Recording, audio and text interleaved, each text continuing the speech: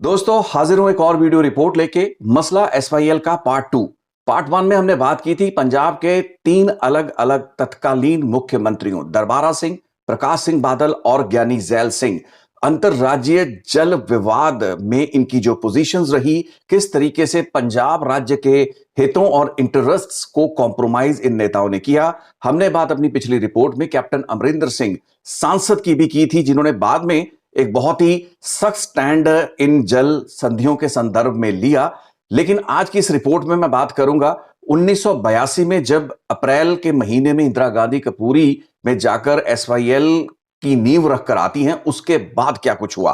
क्योंकि ये जो घटनाक्रम है कई दहाकों तक चला, यानी कि दशकों तक चला। और इस घटनाक्रम की सबसे बड़ी अहम कड़ी थी राजीव लोंगोवाल अकॉर्ड, यानी कि वो करार जो कि तत्कालीन देश के प्रधानमंत्री राजीव गांधी और अकाली दल के अध्यक्ष हरचंद सिंह लोंगोवाल के बीच दरमियान 1985 में हुआ। ये एक पॉलिटिकल एग्रीमेंट था, करार था, जिस तहत उसी विवादित एसवाईएल नहर को पूरा किया जाना था। पंजाब के पक्ष में कुछ फैसले इस करार के थे, जिनमें चंडीगढ़ को पंजाब को दिया जाना था, यानी कि एक राजधानी के रूप में चंडीगढ़ को 26 जनवरी 1986 को ट्रांसफर किया जाना था पंजाब को, जो कि हो नहीं पाया। लेकिन इसके अलावा एसवाईएल नहर का निर्माण कार्य पूरा करना राजीव लोंगोवाल अकॉर्ड का एक मुख्य बिंदु था, जिस पर काम भी शुरू हुआ।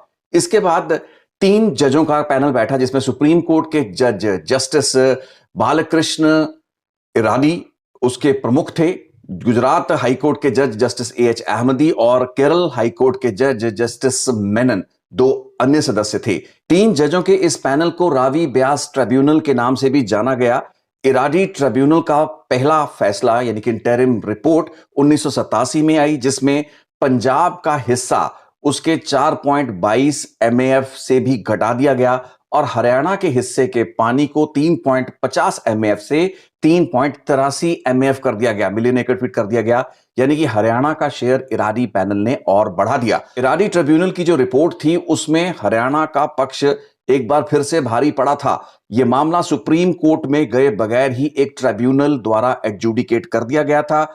मैं आपको यहां यह बता दूं कि 1985 में जो राजीव लोंगोवाल अकॉर्ड हुआ था, उसमें यह फैसला लिया गया था कि इस विषय पर, इस विवादित विषय पर एक ट्रिब्यूनल बनेगा, एक पैनल बनेगा, जिसका फैसला बाध्य होगा सभी राज्यों पर। सो इस तरीके का जो एक फॉल्टी करार था, जिसको लेकर संत हरचंद सिंह लोंगोवाल अकाली दल के तत्कालीन जो अध्यक्ष थे, जिन्होंने राजीव गांधी के साथ ये करार साइन किया था, इस करार साइन करने के कुछ ही हफ्ते बाद संत हरचंद सिंह लोंगोवाल की हत्या पंजाब के संगरूर जिले में कर दी जाती है, इसी राजीव लोंगोवाल अकॉर्ड की खिलाफत के चलते।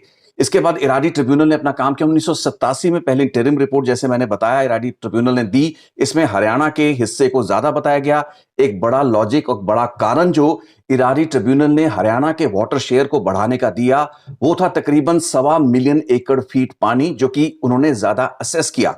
रावी और ब्यास के दरियाओं के पानी की जो कैलकुलेशन टेल एंड लेवल पर जाकर, ट्रिब्यूटरीज और डिस्ट्रीब्यूटरी लेवल पर जाकर की गई इरादी ट्रिब्यूनल द्वारा, उसमें पूरा जो पानी का अवेलेबिलिटी थी उसको 17.17 एमएएफ से 1.25 एमएएफ ज्यादा आंका गया। जहरी तौर पर ज्यादा जो पानी था वो हरियाणा को दिया गया।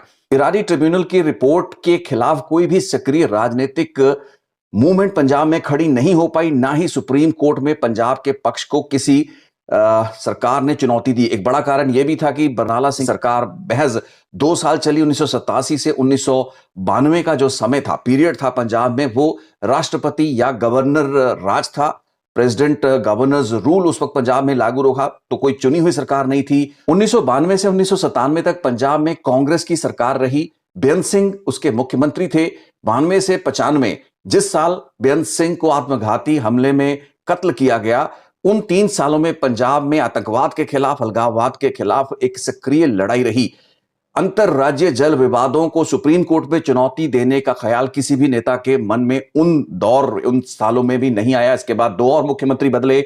बहुत कम समय के लिए राजेंद्र कौर भट्टल और हरचरण सिंह बराड़ जो थे पंजाब के मुख्यमंत्री रहे। ये दोनों कांग्रेस के नेता थे। 1997 में सत्ता का परिवर्तन हुआ, अकाली दल की सरकार दोबारा बनी, प्रकाश सिंह बादल दोबारा मुख्यमंत्री बने।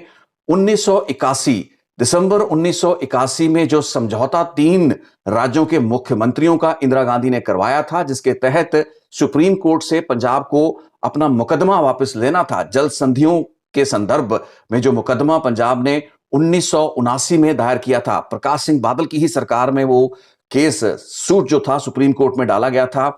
उस मुकदमे को दोबारा 1998 में रिन्यू किया गया और सुप्रीम कोर्ट में जल आवंटन की इस पूरे के पूरे फॉर्मूले और एसवाईएल कैनाल के निर्माण को लेकर इरादी ट्रिब्यूनल का अवार्ड भी जो अब तक आ चुका था, इन सभी चीजों को चुनौती दी गई। 1998 में पंजाब ने दोबारा सुप्रीम कोर्ट का रुख कर लिया था, लेकिन एक दिक्कत पंजाब के पक्ष के लिए यह थी कि इस वक्त तक इरादी ट्रिब्यूनल का जो फैसला पंजाब के खिलाफ आ चुका था, हरियाणा का वाटर शेयर और बढ़ाया जा चुका था। जाहिरी तौर पर यह मुकदमा इतना आसान नहीं था। सुप्रीम कोर्ट में यह लड़ाई और पेचीदा हो चली थी। आने वाले 4 साल में इस मुकदमे को पंजाब सरकार ने लड़ा। जनवरी 15, 2002 में फैसला आया सुप्रीम कोर्ट का और यह फैसला पंजाब के विरुद्ध था, हरियाणा के पक्ष में था। एसवाईएल के निर्माण को 1 साल में मुकम्मल करने का फैसला सुप्रीम कोर्ट ने निर्देश की शक्ल में पंजाब सरकार को सुनाया और यह वो समय था जबकि पंजाब में सत्ता परिवर्तन कुछ ही हफ्ते में होने वाला था। फरवरी 2002 में चुनाव हुए, कांग्रेस सरकार, कैप्टन अमरिंदर सिंह दोबारा मुख्यमंत्री बनते हैं। सो वो 2 नेता यानी कि प्रकाश सिंह बादल, जिन्होंने 1977 से 1980 की अपनी सरकार अपने कार्यकाल के दौरान हरियाणा से 2 करोड़ रुपए विभागीय स्तर पर लिए थे, और वो सांसद यानी कि कैप्टन अमरिंदर सिंह, जिन्होंने इंदिरा गांधी का स्वागत कपूरी में नींव रखते हुए एसवाईएल का एक अखबारी इश्तिहार की शक्ल में किया था। ये दोनों मुख्यमंत्री बैक टू बैक आए। कैप्टन अमरिंदर सिंह ने 2004 में सभी जल संधियों को, इंटरस्टेट वाटर जो ट्रीटीज थी उनको निरस्त करने का एक बिल, एक लेजिस्लेशन विधानसभा में लाया। ये वो वक्त था जब पंजाब और हरियाणा में कांग्रेस की सरकार थी। हरियाणा में भूपेंद्र सिंह हुड्डा, पंजाब में कैप्टन अमरिंदर सिंह और केंद्र में मनमोहन सिंह देश के प्रधानमंत्री थे। कांग्रेस की अध्यक्षा थी यूपीए चेयरपर्सन सोनिया गांधी। सो कांग्रेस की सरकार पंजाब, हरियाणा और केंद्र में थी, लेकिन माना यह जाता है कि कैप्टन अमरिंदर सिंह ने अंतरराज्यीय जल संधियों को निरस्त करने का यह फैसला, यह कानून विधानसभा में, क्योंकि मैं उस दिन विधानसभा में खुद मौजूद था जिस दिन यह विधेयक लाया गया था, अपने इस कदम की कोई भी जानकारी कैप्टन अमरिंदर सिंह ने ना तो यूपीए चेयरपर्सन सोनिया गांधी को लगने दी और ना ही इसकी कोई भी जानकारी प्रधानमंत्री को दी गई। जाहिरी तौर पर एक बहुत बड़ा विवाद बना। बाद में पार्लियामेंट से लेकर देश के सुप्रीम कोर्ट के संवैधानिक बेंच तक यह मामला गया। इस मामले को रेफर किया गया प्रेसिडेंट्स रेफरेंस द्वारा और एक कॉन्स्टिट्यूशनल बेंच के पास यह मामला लंबित रहा। इस विधेयक को लाने की जरूरत या इसे एक कानूनी पैंतड़े के रूप में इस्तेमाल करने का एक बड़ा लॉजिक और बड़ी वजह कैप्टन अमरिंदर सिंह के पास थी, क्योंकि डेडलाइन पास आ रही थी। इससे पहले भी तकरीबन 7 से 8 बार एसवाईएल के निर्माण कार्य को पूरा करने की डेडलाइन अलग अलग ट्रिब्यूनल या फिर सरकार, केंद्र सरकार के निर्देशों के तहत आती रही, लेकिन यह पहला मौका था 2004 के बाद जब सुप्रीम कोर्ट ने एक डेडलाइन निर्धारित की। उस डेडलाइन और उस दुविधा से, उस परिस्थिति से निकलने के लिए पंजाब सरकार के वकीलों और इनके जो लीगल माहिर थे, कानूनी जो माहिर थे, उन्होंने सलाह यह दी कि एक कानून, एक बिल लाके विधानसभा में पास किया जाए, जिसके बाद इस मामले को संवैधानिक या कानूनी स्तर पर पेचीदा बना दिया जाए। और यही हुआ। अंतरराज्यीय जल संधियों को निरस्त करने के कैप्टन अमरिंदर सिंह द्वारा लाए गए कानून को अकाली दल ने भी समर्थन दिया था और तत्कालीन जो पंजाब के राज्यपाल थे उन्होंने भी इस बिल को आगे राष्ट्रपति को भेज दिया, जिन्होंने फिर मामले को सुप्रीम कोर्ट के संवैधानिक बेंच को रेफर किया और संवैधानिक बेंच ने इस मामले पर फैसला सुनाया लगभग 12 साल बाद। 2016 आते आते पंजाब में अकाली दल की सरकार 2007 के बाद आ चुकी थी और तकरीबन 9 साल सरकार के पूरे हो चुके थे। नवंबर 2016 यानी कि अकाली दल की दूसरी टर्म पूरा होने के कुछ महीने पहले सुप्रीम कोर्ट का फैसला दोबारा आया, जिसके बाद फिर एक बार पंजाब के खिलाफ सुप्रीम कोर्ट ने फैसला सुनाया। नवंबर 2016 में सुप्रीम कोर्ट के अलग अलग निर्देशों, एसवाईएल के निर्माण को पूरा करने की जो एक बाध्यता पंजाब सरकार पर, एक संवैधानिक बाध्यता थी, उस परिस्थिति को प्रीएम्प्ट करने और 2017 में होने वाले विधानसभा चुनावों में इसका राजनीतिक फायदा उठाने के मकसद से प्रकाश सिंह बादल की सरकार ने नवंबर 2016 में एक नोटिफिकेशन ऑर्डर निकाला और इस नोटिफिकेशन के जरिए डी नोटिफाई कर दिया गया उस सारी जमीन को जो कि 1977 से लेकर 1982 के बीच, यानी कि वो रकबा, वो जमीन जो कि 5300 प्लस एकड़ थी, उसमें से 4600 एकड़ जमीन को डी नोटिफाई कर किसानों को वापस लौटा दिया गया। यानी कि किसानों से उन समयों में तकरीबन 40 साल पहले जो जमीन अधिकृत की गई थी, उस जमीन को वापस उन किसानों को लौटाने का नोटिफिकेशन, जो कि कह सकते हैं कि एक राजसी हित से, सियासी हित से प्रेरित था, वो किया गया। जिसके बाद प्रकाश सिंह बादल की सरकार ने 192 करोड़ रुपया, 192 करोड़ का चेक तत्कालीन हरियाणा के मुख्यमंत्री के कार्यालय में भेजा। इनके एक सचिव स्तरीय अधिकारी 192 करोड़ का चेक लेकर हरियाणा के मुख्यमंत्री के दफ्तर में जाते हैं।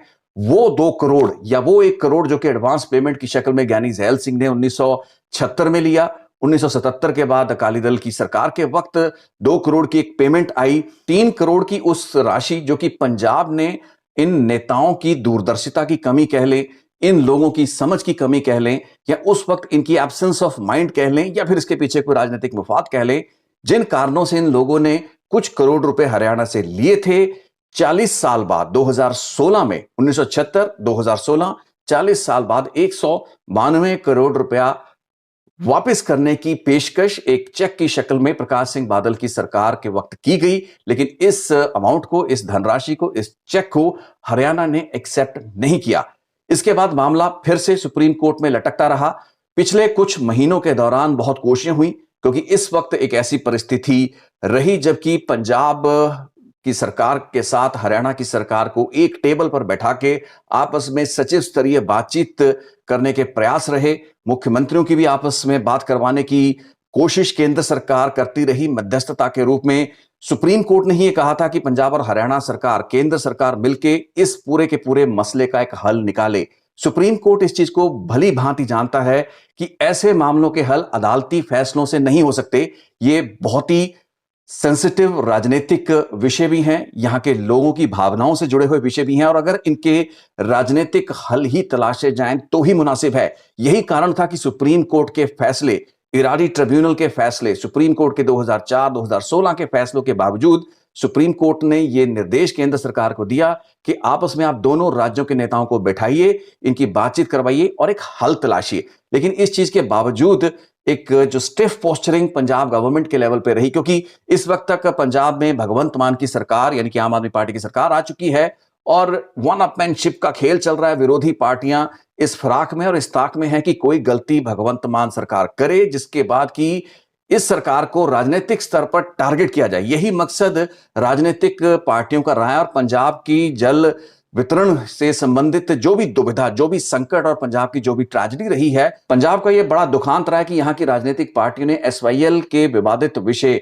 जल वितरण के विवादित विषय पर सियासी रोटियां सेकी हैं। सबसे बड़ी ट्रेजेडी यह है कि पंजाब और हरियाणा में जब एक ही पार्टियों की सरकारें रही, चाहे कांग्रेस की सरकार थी या फिर अकाली दल की सरकार, जो कि इंडियन नेशनल लोकदल यानी कि चौधरी देवीलाल से लेकर ओम प्रकाश चौटाला तक की जब सरकारें रही, और पंजाब में उस वक्त प्रकाश सिंह बादल की सरकारें रही, उस वक्त एक ही पार्टी, एक ही आइडियोलॉजी की सरकारें होने के बावजूद दोनों राज्य आपस में बैठ के कोई भी फैसला नहीं करवा पाए। कैप्टन अमरिंदर सिंह की जब सरकार होती है तब एक ऐसा विधेयक वो विधानसभा में ले आते हैं।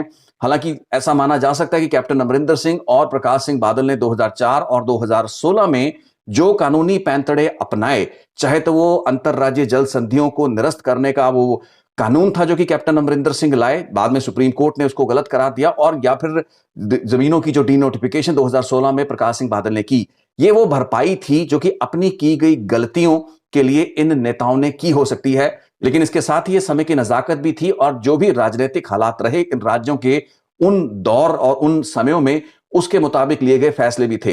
लेकिन दुखांत यही है कि पंजाब और हरियाणा में जब एक पार्टी और एक विचारधाराओं की सरकारें आपस में गठबंधन के सहयोगियों की सरकारें रही, केंद्र में भी यहां तक परिस्थितियां ये थी कि केंद्र में भी वही सरकार थी, उसी पार्टी या उसी गठबंधन की सरकार थी जिसकी सरकार पंजाब और हरियाणा में रही। लेकिन इस अनुकूल परिस्थितियों के बावजूद हल नहीं निकाले जा सके। एक लॉजिकल सवाल हमेशा जहन में उठता रहा कि केंद्र, हरियाणा और पंजाब में एक ही पार्टी, एक ही गठबंधन की सरकार होने के बावजूद भी एसवाईएल या जल वितरण को लेकर फैसले क्यों नहीं हो पाए। आपस में टेबल पर बैठ के नेगोशिएशन के जरिए इन मसलों का हल क्यों नहीं किया जा सका? उसका एक बहुत बड़ा कारण जो समझ में आता है वो है राजनीतिक मुफाद, अपने अपने वेस्टेड पॉलिटिकल इंटरेस्ट, जिसके चलते इन नेताओं की, इन पॉलिटिकल पार्टियों की कोई भी कमिटमेंट पंजाब के कुदरती या जल संसाधनों को लेकर नहीं है, बल्कि इन्हें अपनी राजनीतिक सियासी रोटियां सेकनी है,